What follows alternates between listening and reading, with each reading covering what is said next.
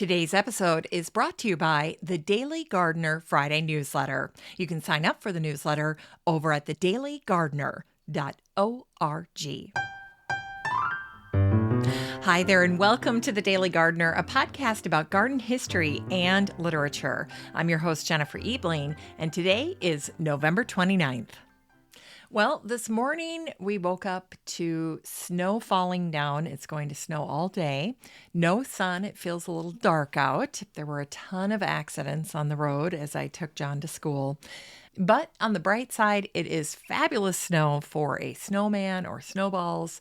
And every time I threw the tennis ball for Max, it gathered snow, just rolling to a stop, and Max had to sniff just to find it. But anyway, Max loves the snow. He could have played fetch for hours in it. I made it about 40 minutes, which I thought was pretty good. It is wet and cold out. I continue to trim away at the buckthorn on the edge of the park in between my throws, and I brought my big pruners today, so I made a little bit more progress. And it's so much easier to prune buckthorn in the winter than it is at any other time of year. So I love doing that.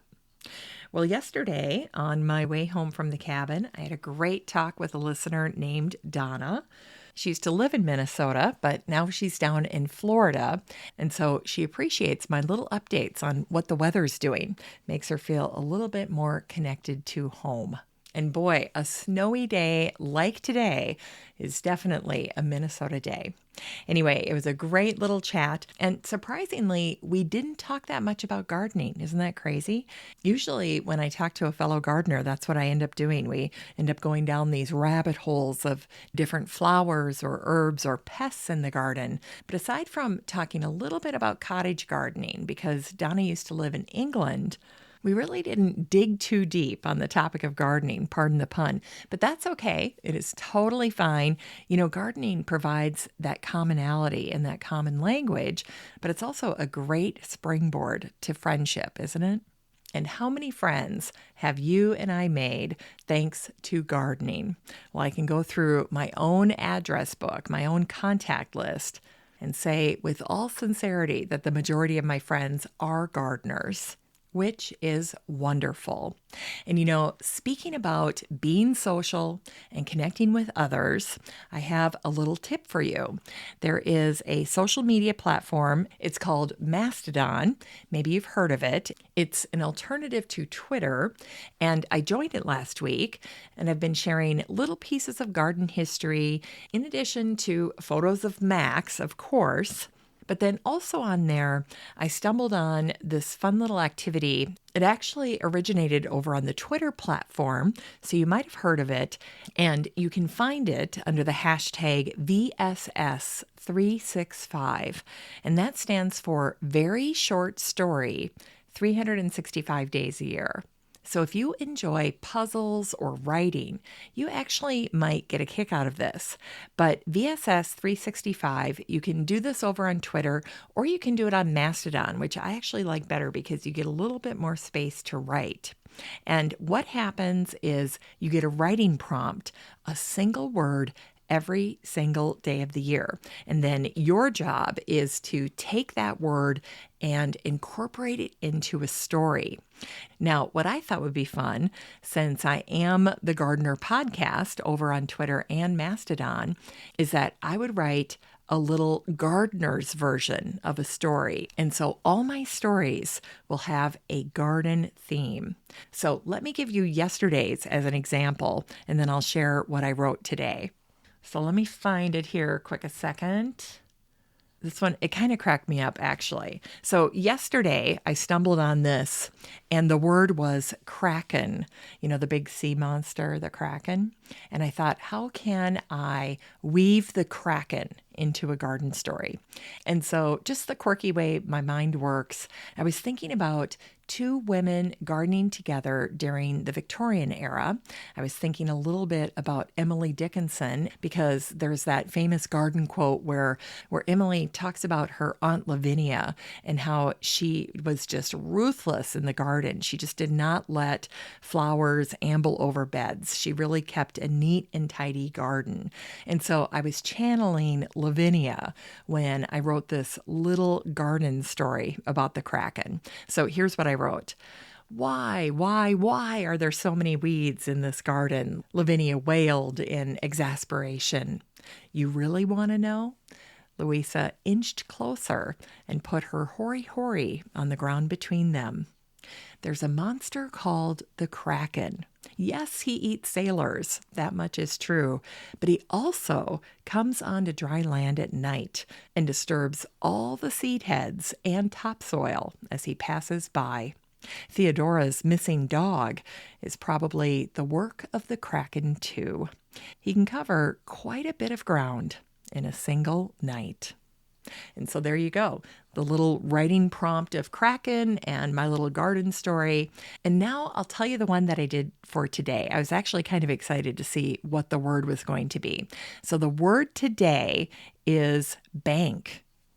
Yeah, just that simple, bank. So I was thinking about using it as maybe the bank of a river. And then I thought about taking it to the bank. You can take it to the bank, Missy, something like that. And so I kept thinking about that saying, you can take it to the bank. And how could I weave that into a garden story? And so thinking about the word bank, I was thinking about what's a good last name for a banker. So I Googled top bankers, and of course the last name Rothschild came up, so I used that. And then I was thinking about an herbalist that had a dog, and she was putting together herbs for a sick banker, and then she was going to give the basket to her dog and say, take it to the bank. And so here's the story that I came up with for today's word, bank. And again, my focus or my extra level of challenge here is the fact that I'm going to take these words and then write a garden story. So for me, it's got to be a garden story. So here's what I wrote for today. Next on the list was Mr. Rothschild. He still had that terrible cough. Ophelia grabbed one more onion and nestled it next to the sage, thyme, and ginger. You can take this one to the bank, Missy. Missy took the basket and trotted out the door. Except for the onions, she loved being an herbalist's dog. Missy knew that when Mrs. Rothschild greeted her, she would get a biscuit, some warm milk, and maybe even a new ribbon. Ta-da! That's my story. Well, as I was reading this to you, I want you to know that I did my homework. I was looking up herbal remedies for colds or flu. And so on the list, of course, was onion, because onion is great for a cough, in addition to herbs like sage, thyme, ginger, and rosemary. And then I also did a little bit of research on dogs to see what smells do dogs hate. And they don't like onions, they don't like garlic, and they also don't care for the aromatics, the herbs. But I thought in this instance, I would just have Missy be more sensitive to the onions and especially not care for that. And then the last thing that I looked up to make the story even more authentic was to do a little bit of research on what did dogs get for treats in the 17 or 1800s? Because I was imagining the story being set in that time period. And of course, it mentioned bread, leftover bread or biscuits. And then, of course, the warm milk was also something that was given to dogs during that time period. So that's why I incorporated those elements into the story. Anyway, if you want to play along, if you'd like to join me and write some garden stories over on Mastodon, go ahead and set up an account. It does not matter what server you're on. If you're trying to find me there and you're having trouble, just search for the hashtag Gardeners of Mastodon. You'll definitely find me there, or even just the hashtag garden, because there are not that many gardeners yet over on Mastodon. So it's a small community. You'll be able to find people there pretty easily. And I have found it to be a very, very friendly and fun space. So I hope to see you there. All right, let's get to today's garden history. Today in garden history, we celebrate the birthday of the English naturalist and writer John Ray, who was born on this day, November 29th in 1627. In 1660, John published a catalog of Cambridge plants. He developed his own system for classifying plants based on their observed similarities and differences, a very simple and obvious system.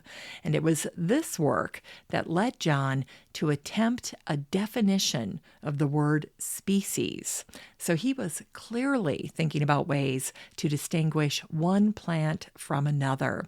And in his book, History of Plants, John was the first scientist to use the terms petal and pollen. So we have John to thank for that, John Ray. John also wrote a collection of English proverbs. He was multi-talented.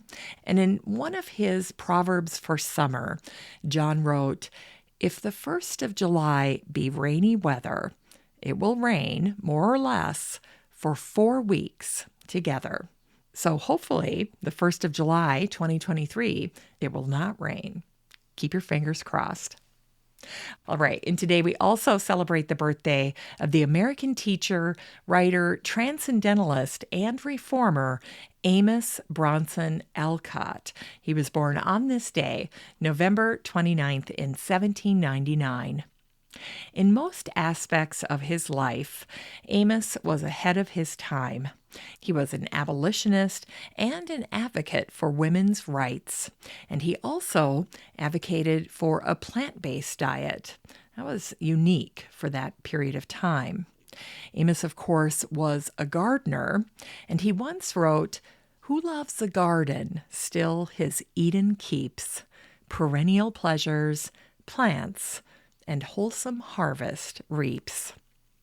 In 1830, Amos married a pretty woman named Abigail May, and together they had 4 daughters, and you might already be guessing this, but the second oldest daughter was Louisa May Alcott, American writer and poet, was also born on this day in 1832. So she was born the same day as her dad, just 33 years later. So little fun fact, I just put that together as I was preparing the stories for today. So it turns out that Louisa May Alcott grew up in the company of her parents' friends and fellow transcendentalists like Ralph Waldo Emerson, Nathaniel Hawthorne, Henry David Thoreau, and Henry Wadsworth Longfellow. Can you imagine growing up in the house with those gentlemen stopping by for a visit? That's a pretty cool way to grow up. Well, in 1868, Louisa wrote the book that she is probably most famous for, Little Women. And in it, she wrote these garden-inspired words.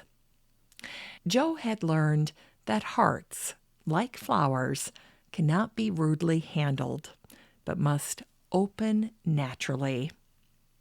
Louisa could also be witty. She once wrote, "Money is the root of all evil, and yet it is such a useful root that we cannot get on without it, any more than we can without potatoes." Fun little quote. Today, we also remember Edward Hummel, the American plantsman and hybridizer. He died on this day, November 29th, in 1978. Edward and his wife, Minnie, ran Hummel's Exotic Gardens of Southern California for 43 years. They specialized in cacti, succulents, bromeliads, and orchids. And I found this little fun tidbit when I was researching Edward and Minnie Hummel. It turns out that in 1935, the couple was featured in a Quaker State motor oil advertisement. Who knew? And so the young Hummel family is on the cover of this magazine for Quaker State Motor Oil, and they're in their home cactus garden. Edward is there. He's in the middle of the garden. He's hunched over. He's examining a cactus specimen while his daughter, Marquetta, and his son, Edward, are gathered round him. And then the mother, Minnie, is standing behind them looking on. Well, this ad, as you can imagine, garnered plenty of attention, not for motor oil, but for Edward and Minnie's cactus garden. And soon, because of this photo, Edward and Minnie were fielding requests from American gardeners for more information about cactus. And the letters gave Edward and Minnie the idea to start a mail order business for their plants, something that was pretty cutting edge for the nursery business almost 100 years ago. And I have to say that even in our modern times, it took a while for buying plants online to take off. And yet, just in this past month, I've probably received 3 or 4 plants by mail. And that never used to happen to me a couple of years ago. So it's becoming more and more common. Well, during 1943, in World War II, Edward published a book. It was called Hummel's Victory Picture Book. And the cover of this little book featured a photo of 2 6-foot-tall barrel cacti. They were joined at the base, at the trunk, and then as the cacti grew, they leaned away from each other and they formed a perfect V for victory. And Edward must have taken a picture of it. I can just see him trooping through the desert and stumbling on this cactus that makes a perfect V for victory, something on everyone's mind during World War II. And so this book became a smash hit. Gardeners loved it. Cactus gardeners fell in love with it. So, like any good businessman, Edward quickly started to put together subsequent editions. But it was in that first edition, the one with the cactus that makes a V, that Edward wrote a note to his customers in the foreword that I thought you would find very interesting. Edward was a marketer. Edward wrote, "Perhaps you will wonder at receiving this free picture book, which contains no prices of plants. If you enjoy a few minutes of interest and relaxation in looking it over, it will have fulfilled its obvious purpose. If your interest and curiosity are stirred to the point that you write us for further information, it will have fulfilled its hidden purpose." So that was the goal behind this picture book, to get people to write to the Hummel Nursery and request plants. Pretty clever. Well, after the war, the fumes from LAX, the airport, actually drove the Hummels to find a new home for their nursery. And they actually settled in Carlsbad. They purchased an existing nursery that they stumbled on. The founder of that nursery, Dr. Robert Poindexter, had died unexpectedly. And the Poindexter nursery was a perfect fit because it turned out that Robert shared the Hummel's passion for cacti and succulents. And so it was Robert's son, John, who finalized the sale. Edward was especially interested in propagating and selling drought-resistant plants in his nursery. And that's a subsection of plants that is still pretty popular today, especially as the western part of the United States still deals with drought. Edward won many awards for his plants, and he was primarily known for his outstanding work with bromeliads. So there you go. Happy heavenly birthday to Edward C. Hummel. It's time to grow that garden library with today's book, Flower Flash by Louisa Miller. Well, this book came out last year in 2021, and Louisa Miller, if you've never heard of him, is a celebrated floral designer and a self-described flower bandit. I love that name. Well, the publisher writes this about Flower Flash by Louisa Miller. Before dawn, one morning in October of 2016, renowned New York-based floral designer Louis Miller stealthily arranged hundreds of brightly colored dahlias, carnations, and mums into a psychedelic halo around the John Lennon Memorial in Central Park. The spontaneous floral installation was Miller's gift to the city, an effort to spark joy during a difficult time. Nearly 5 years and more than 90 flower flashes later, these elaborate flower bombs, bursts of jubilant blooms and trash cans over bus canopies, on construction sites and traffic medians have brought moments of delight and wonder to countless New Yorkers and flower lovers everywhere, and it's earned Louis Miller the nickname Flower Bandit. And then, as I suspected, the publisher goes on to talk about Louis's work during the pandemic. They write, after New York City entered lockdown, Miller doubled down, creating flower flashes outside hospitals to express gratitude for frontline healthcare workers and throughout the city to raise spirits. And this book is a gorgeous and poignant visual diary that traces the phenomenon from the first spontaneous flower flash to even more profound installations of the pandemic through a kaleidoscope collage of photos that document each flower flash, including behind-the-scenes snapshots, Miller's inspiration material, fan contributions, and more. So that's what the publisher tells us about this book. But Louis actually begins his story this way. When pressed to define my own vision, a few words come to mind: abundance, contrast, joy, folly, energy. And I love what he writes here. Flowers are a medium like no other. They exist to be beautiful, to attract butterflies and bees. It's a simple but astounding life's mission. Yet all too often, this profound essence is suffocated under the weight of other meaning. We humans assign arbitrary significance to almost everything, and in the process, snuff out the true purpose of that thing. Flowers are not spared this imposition. Gladiolas can be dismissed as ghastly, lilies as rancid, and carnations as tacky. Such horrible words to describe flowers, and it doesn't stop there. The cacophony of derogatory remarks is endless: cheap, garish, weedy, too country, gaudy, pretentious. It can make the most ambitious flower lover hesitant to create anything for fear of damnation from the taste gods. And then Louis writes this: the flower flash is my antidote to all of that. Flower flashes celebrate all the good that flowers embody and have to offer us mortals. In a flash, every flower benefits equally from a sort of floral democracy.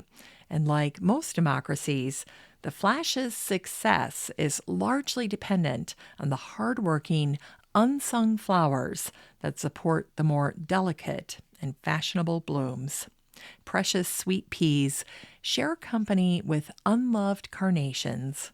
Chrysanthemums make nice with English garden roses.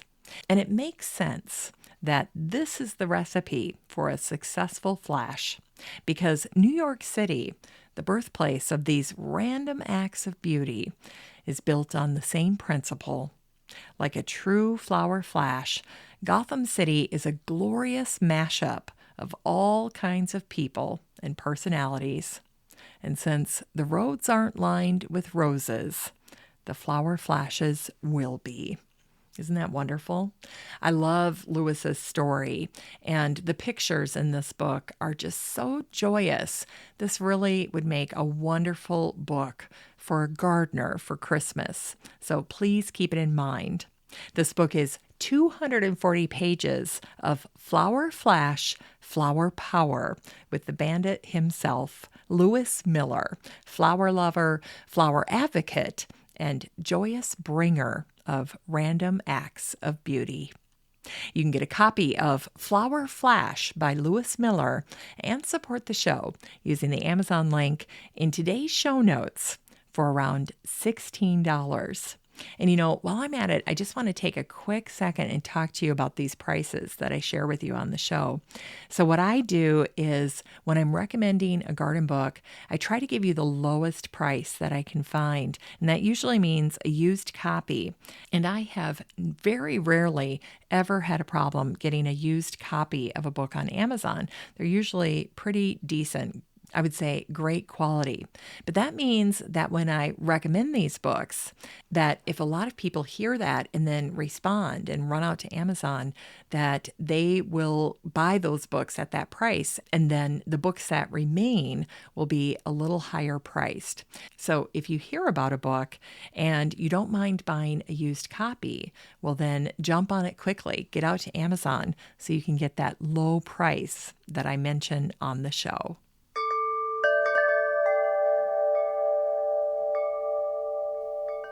All right, we end today's show with a botanic spark that celebrates one of the all-stars of horticulture. Today, we celebrate the birthday of Gertrude Jekyll, the British horticulturist, garden designer, photographer, writer, and artist. She was born on this day, November 29th, in 1843. Gertrude Jekyll was one of the most influential garden designers of the early 20th century. She created a spectacular garden at her property called Munstead Wood in England, and she also created over 400 gardens across Europe and in the United States. Today, the Gertrude Jekyll pink rose is considered a gardener favorite, and the rose Munstead Wood honors Gertrude's garden and is one of the most splendid wine red roses. Now, Gertrude had a good sense of humor. In her book on gardening, I found this lovely quote.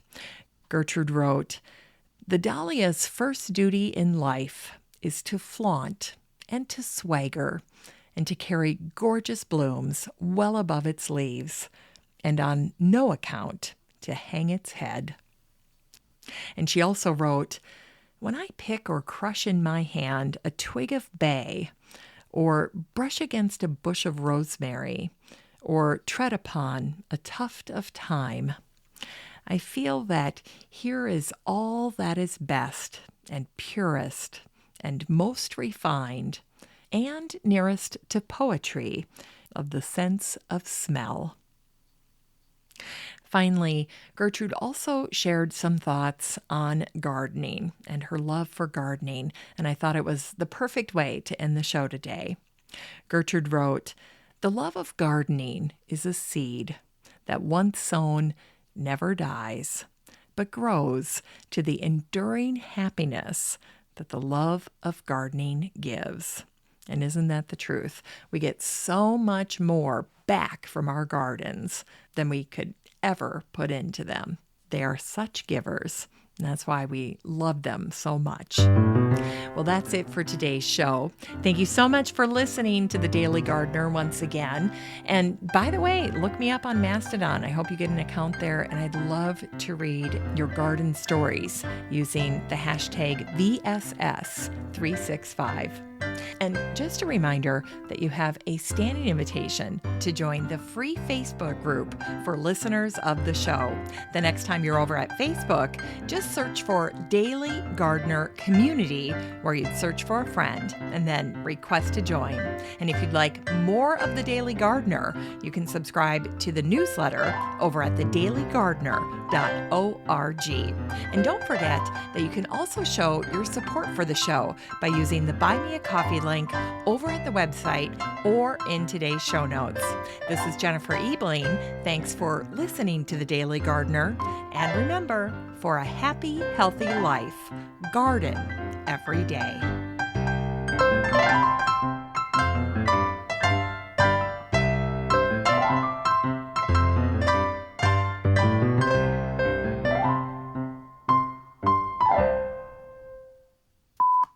Missy knew that when Mrs. Rothschild,